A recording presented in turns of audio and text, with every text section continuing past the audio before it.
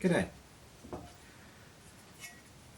I don't do terribly much in the way of sheet metal, and I'm certainly not up to the fabulous creations that people like Ron Cavell put out, but occasionally I do a little bit of sheet metal, and one of the things I do comparatively a lot of, is making up trays, and square-sided trays like this are no great problem.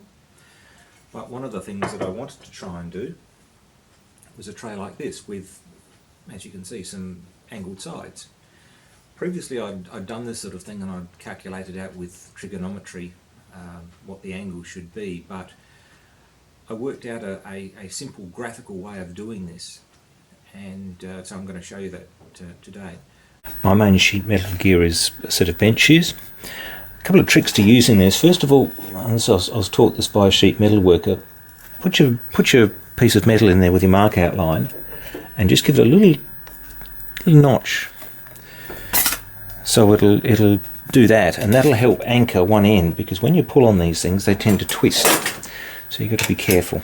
The other one I do is I use a small rule like this just to line up the blade with the cut, and that way, provided I hold my mouth in the right way, it starts cutting in the right direction and finishes cutting in the right direction. This method relies a bit on Pythagoras' theorem. You can do it with trig if you're up with trig, but Pythagoras is good enough. But basically what you need to mark out on your sheet metal is the amount of stick out you've got on the side of the part.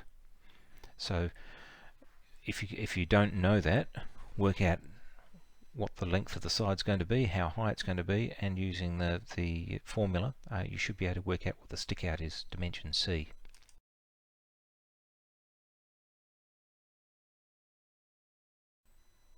The first step is to cut your piece of sheet metal to size and then mark out the fold lines, and the size is basically the floor of the tray plus the amount you're going to have to fold up on the sides.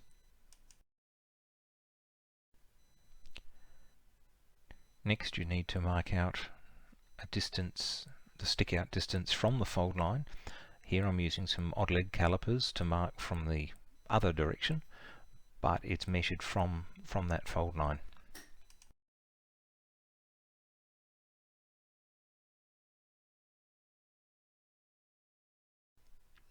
Finally you cut, and you're cutting from the intersection of the stick out line, for want of a better term, and the edge of the part, and you can see on the left there I've finished the cut. On the right I've just got the scored marks showing where the cut should be.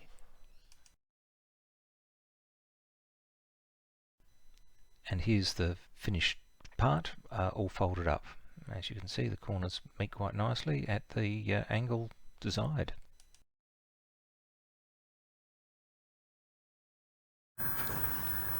So here's my guard blank here. Nothing terribly exciting, I've just cut it out to the shape.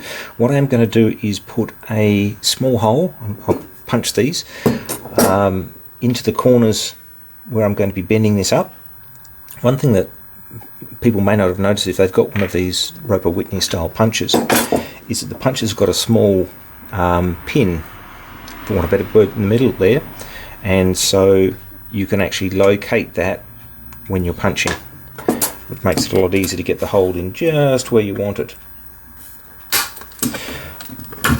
I've got two reasons for putting a hole in here. One of them is that it makes it a little bit easier to cut to that point, and the other is that you don't get the distortion around there. This part is going to be folded that way, and then this part is going to be folded up that way, so I want to avoid that if I can.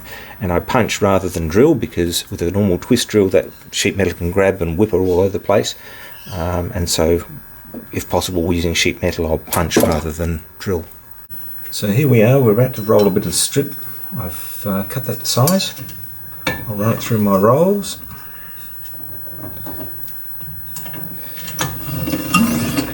As my tech studies teachers all taught me, I'll run it through a couple of times just to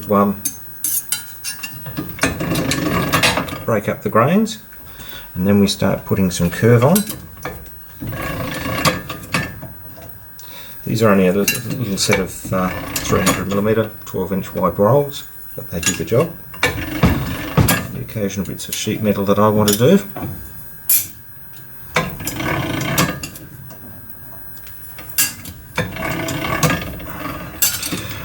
Every so often I'll put it through backwards, or rather what was the back end will become the front end, because rolls like these will leave a flat on the end of the metal, but that's alright, we can cope with that.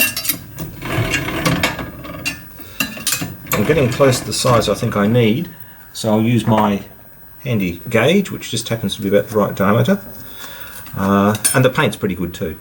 So this is the result of the angle bending. As you can see, it's formed up quite nicely. That's probably about my best weld there. I still need to work on the corners a bit. These things happen.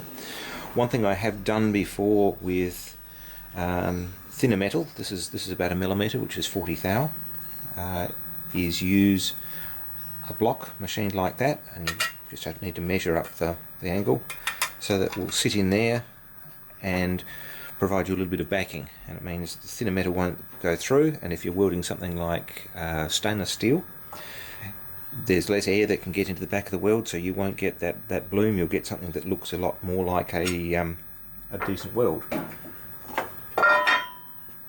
And there's one there. I haven't done any passivation or anything like that, but instead of having that horrible finish, you've got a weld on the inside which looks halfway reasonable. So yeah, they need to be dressed up a bit too.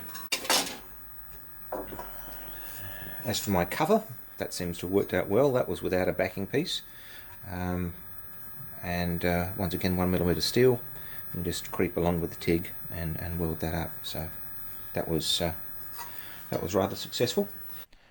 So thanks for watching. I hope you found that informative.